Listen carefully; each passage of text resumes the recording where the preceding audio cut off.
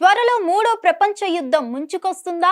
రానున్న రోజుల్లో వస్తున్న పరిణామాల వల్ల యుద్ధానికి సమయం ఆసన్నమైందా అంటే అవుననే అంటున్నారు నిపుణులు. పశ్చిమాసియాలో ఓ దేశం ప్రదర్శించిన అత్యుత్సాహం చిలికి చిలికి గానివానలా మారటం, అగ్రరాజ్యం సంపన్న దేశాలు ఎవరికి వారు తమ ప్రయోజనాలు, స్వార్థాలు, రాజకీయాలు మాత్రమే చూసుకోవటమే తప్పించి పెద్దరికాన్ని ప్రదర్శించిన తనం ఇప్పుడు ప్రపంచ మానవాళికి నష్టం వాటిల్లేలా చేస్తుందా అన్నది ప్రశ్నగా మారింది. ఇది సరిపోదన్నట్లు మతం కూడా దేశాల మధ్య రంగప్రవేశం చేయడంతో పరిస్థితి అంతకంతకు హాట్గా మారుతుంది.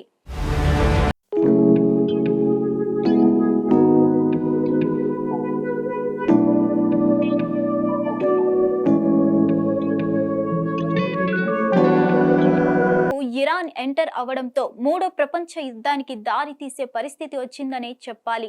ఇజ్రాయెల్ కు అండగా రంగంలోకి దిగేందుకు అమెరికా ఇప్పటికే రెడీ కాగా, అటు ఇరాన్ కు సైనిక సాయం అందించేందుకు రష్యా సిద్ధమైపోయింది.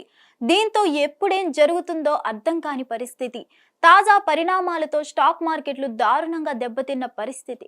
ఈ మొత్తానికి ఆరంభం కొన్ని నెలల క్రితం ఇజ్రాయెల్ మీద హమస్ దాడి చేయడం. పెద్ద ఎత్తున ఇజ్రాయెల్ పౌరుల్ని ఆడ మగ పెద్ద పిల్ల అన్న తేడా లేకుండా చంపేయటంతో మొదలైన రచ్చ అంతకంతకు ముదురుతోంది. తాజాగా హమస్ అగ్రనేత ఇజ్రాయెల్ హానియాను ఇరాన్లో ఉన్న వేళలో ఇజ్రాయెల్ సీక్రెట్ సంస్థ లేపేయటంతో పరిస్థితి మరింత అదుపు తప్పింది. తమ దేశానికి వచ్చిన అతిథిని మట్టుబెట్టిన ఇజ్రాయెల్కు తగిన గుణపాఠం నేర్పాలని ఇరాన్ తప్పిస్తుంది.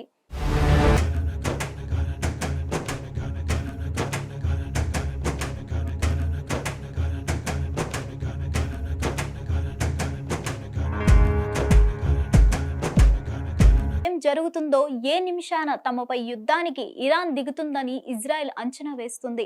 అలాంటి దాడిని ఎదుర్కోవటానికి ఇజ్రాయెల్ సమయమత్తమవుతుంది. ఈ ఏడాది ఏప్రిల్లో ఇరాన్ తమపై దాడి చేసిన సమయంలో అమెరికా, బ్రిటన్, ఫ్రాన్స్, జోర్డాన్ దేశాలు ఏ రీతిలో అయితే సాయం చేశాయో అదే తీరులో అమెరికా, యూకేతో కలిపి నాటో తరహాలో ఓ కూటమిగా ఏర్పడి ఇరాన్ను ఎదుర్కోవాలని ఇజ్రాయెల్ ప్రధాని భావిస్తున్నారు. ఆయన దీన్ని అబ్రహం కూటమిగా వ్యవహరిస్తుండడం గమనార్హం. మరోవైపు గల్ఫ్ దేశాల్లో ఉన్న తమ సేవల సంఖ్యను అమెరికా అంతకంతకు పెంచుతుంది. మరిన్ని విమాన వాహన యుద్ధ నౌకలు, యుద్ధ విమానాలను ఆ ప్రాంతాలకు పంపుతున్నట్లుగా పెంటాగాన్ 3 రోజుల క్రితమే ఓ ప్రకటనలో వెల్లడించింది. ఈ వాస్తవ పరిస్థితులు ఇలా ఉంటే మూడో ప్రపంచ యుద్ధానికి సంబంధించి జ్యోతిష్యులు చెప్పిన విషయాలని కొందరు పరిగణలోకి తీసుకోగా మరికొందరు లైట్ తీసుకుంటున్నారు.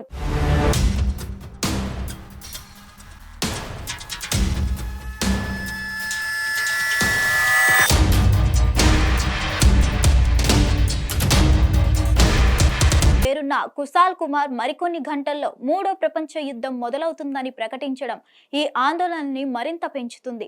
అయితే ఆయన మూడో ప్రపంచ యుద్ధానికి సంబంధించి డేట్స్ చెప్పడం ఇదే మొదటిసారి కాదు.